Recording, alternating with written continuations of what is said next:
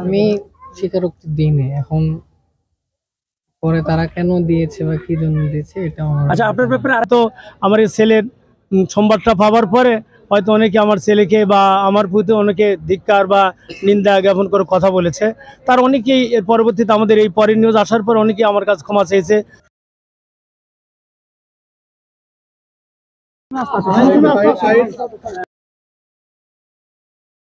দিন আপনাকে এবং আপনার বাবাকে র্যাব নিয়ে গেল জিজ্ঞাসাবাদের জন্য, এবং পরের দিন র্যাব আমাদের সামনে আপনাকে উপস্থাপন করলো এবং পুরো জাতির সামনে বললো যে আপনি আপনার মাকে হত্যা করেছেন।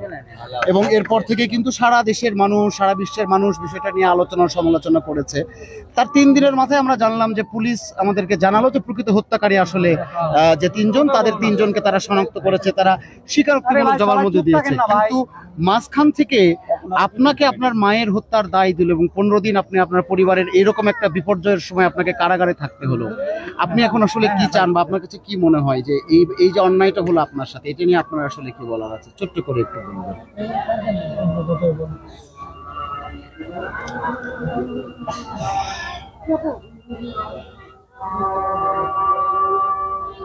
আপনার মতো করে একটু বলেন, সমস্যা নেই।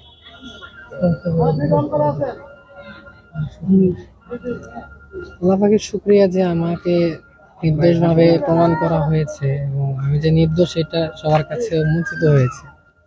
আর যারা প্রকৃত হত্যাকারী ছিল ওনাদের সর্বোচ্চ শাস্তি হোক, এটা আমার এখন চাওয়া।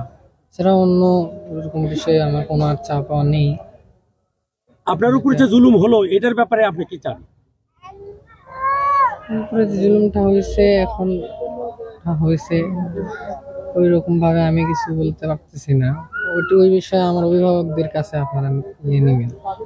আমি ওই বিষয়ে কিছু বলতে চাচ্ছি না। না, এখন তো ধরেন আদালত আপনাকে জামিন দিলেন, কিন্তু এখনো কাগজে কলমে কিন্তু আপনার নাম রয়েছে, একটা দায়ও আছে। সেই দায় থেকে আপনার নিজের মাকে হত্যার যে দায়টা একটা বাহিনী দিচ্ছে এবং যে কারণে কাগজে কলমে এখন আপনার নামটা রয়েছে, সেই দায় থেকে আপনি মুক্তি চান কিনা স্যার, ওইটা একটু বলবেন। এটা থেকে অবশ্যই আমি মুক্তি চাই। আচ্ছা, ওই দিনে যে আপনাকে বাসা থেকে উঠিয়ে নিয়ে আসলো একটি বাহিনী, তারপরে কি ঘটনা ঘটেছিল? আমরা তো নানান ঘটনা শুনি সেই বিষয়টা নিয়ে। তারপরে কি ঘটেছে এই বিষয়ে ওই রকম ভাবে আমার কিছু মনে নেই এবং ওই বিষয়ে তেমন আমি কিছু মনেও করতে চাই না। যা হয়ে গেছে হয়ে গেছে। ভাই, আপনি কেন স্বীকার করলেন যে আপনি আপনার মাকে হত্যা করেছেন? শুধু আমি সেইটা কোনো বলেন। স্বীকারোক্তি দিইনি।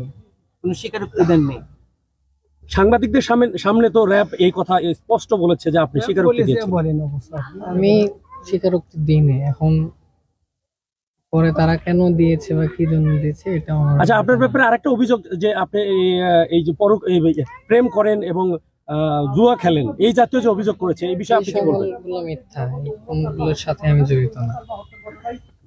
ওকে, ডান। ওকে, আমি স্বীকারোক্তি দেই না, এটা আগেও বলছি। আচ্ছা বিষয়ে আর কোনো কিছু ওইভাবে আর বলতে চাচ্ছি না। নামাজের দেরি হয়ে যাচ্ছে আপনাদের জন্য। আচ্ছা, এক মিনিট। মা হত্যার শিকার আপনি দেননি, তারপরও আপনি জেল কাটলেন এবং তারপরও মামলা আপনার নামে চলমান আছে। এক্ষেত্রে আপনি কি চান? সর্বশেষ আসলে কি হলে আপনার জন্য সুবিধা হবে বলেন তো? তো যারা প্রকৃত হত্যাকারী তাদের সর্বোচ্চ শাস্তি, আর আমার উপর যে অভিযোগটা আছে এটা থেকে আমি মুক্তি চাচ্ছি। র্যাব কি আপনাদের কোনো করছিল, রিমান্ডে নিয়ে কোনো জোরজবরদস্তি করছিল? জি না, ওই সীমাধারে কিছু করে নাই। যে আমার ছেলে সাদ বিন আজিজুর রহমান, যাকে যে কোনো কারণেই হোক সন্দেহমূলকভাবে আসার মধ্যে অন্তর্ভুক্ত করা হয়েছিল, আমরা ম্যাজিস্ট্রেট করে জামিন নামঞ্জুর পাওয়ার পরে আমরা বিজ্ঞ আইনজ্ঞদের পরামর্শে আমরা জজ করে মিসকেস করেছিলাম। আজকে সে মিসকেস শুনানির পরে আমাদের বিজ্ঞ আদালত জজ মহোদয় আমি তার থেকে সুবিচার পেয়েছি। আমার ছেলের এই হত্যাকাণ্ডে কোনো সম্পৃক্ততা নাই, এই জন্য তারা জামিন মঞ্জুর করেছেন। এই জন্য আমি অত্যন্ত, যদিও আমরা বেশ কিছুদিন আমার স্ত্রীর হারানোর শোকে অত্যন্ত ব্যতীত, এরপর সন্তানকে আমি পাইনি, এনে আমরা খুব মর্মাহত ছিলাম। আজকে জামিন হওয়াতে আমি আসলে সন্তুষ্ট। আল্লাহ তালার কাছে শুকরিয়া জ্ঞাপন করছি। আল্লাহ তালা ইজ্জতের মালিক, অসম্মান করার মালিক। আল্লাহ তালা যেন আমাদের সকলকে সহায় হন আর ভবিষ্যতে। আর বিশেষ করে আমার দাবি, আমার স্ত্রীকে যারা নির্মমভাবে হত্যা করেছে এদের আমি দৃষ্টান্তমূলক শাস্তির দাবি করছি। এটা যেটা হয়ে গেছে এটা তো আর ফেরত আমি পাবো না। আর বিশেষ করে পুলিশ বা তারা যেটা করছে এই তদন্তটা তো সঠিক, এবং র্যাব যেটা নিচ্ছে তারা কোন ভিত্তিতে করছে এটা তো আমার জানা নাই। এবং তাদের ব্যাপারে আমি তো সুস্পষ্ট কোনো মন্তব্য করতে পারছি না। আমি দেশবাসীকে এতটুকু অনুরোধ করবো, তারা হয়তো আমার এই ছেলের সংবাদটা পাওয়ার পরে হয়তো অনেকে আমার ছেলেকে বা আমার প্রতি অনেকে ধিক্কার বা নিন্দা জ্ঞাপন করে কথা বলেছে।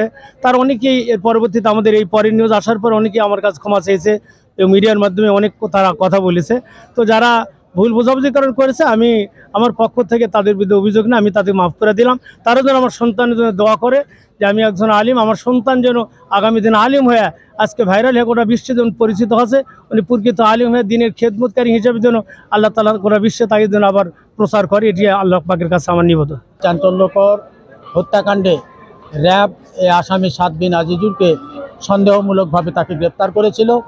তাকে পুলিশ রিমান্ডে নেওয়ার পরেও তার কাছ থেকে কোনো তথ্য উদ্ঘাটন করতে পারেনি, কিন্তু তথ্য প্রযুক্তির সহযোগিতায় তাদের বাড়ি থেকে তার মায়ের যে 2টা ব্যবহৃত মোবাইল খোয়া গিয়েছিল এবং রাউটার খোয়া গিয়েছিল, এগুলো পুলিশ উদ্ধার করে। এবং সেই উদ্ধার যাদের কাছ থেকে উদ্ধার করে তারা হলো, একজন হলো মাবিয়া সুলতানা হাসি, যে এই ভিকটিম উম্মা সালমার বাসার 4 তলার ভাড়াটিয়া, এবং তার সহযোগী 2 জন, একজন হলো মুসলিম আর একজন হলো সুমন রায়। এই মুসলিমের কাছ থেকে ওই 2টা মোবাইল এবং রাউটার উদ্ধার করা হয়েছে এবং এরা 3 জনেই স্বেচ্ছায় পুলিশের কাছে এবং বিজ্ঞ আদালতে এসে পৃথক পৃথক স্বীকারোক্তি দিয়েছে। এবং প্রত্যেকের স্বীকারোক্তির মধ্যে আজকের এই আসামি, এই নিরপরাধ আসামি সাদ বিন আজিজুরের কোনো সম্পৃক্ততা বা তার কোনো নাম আসে নাই।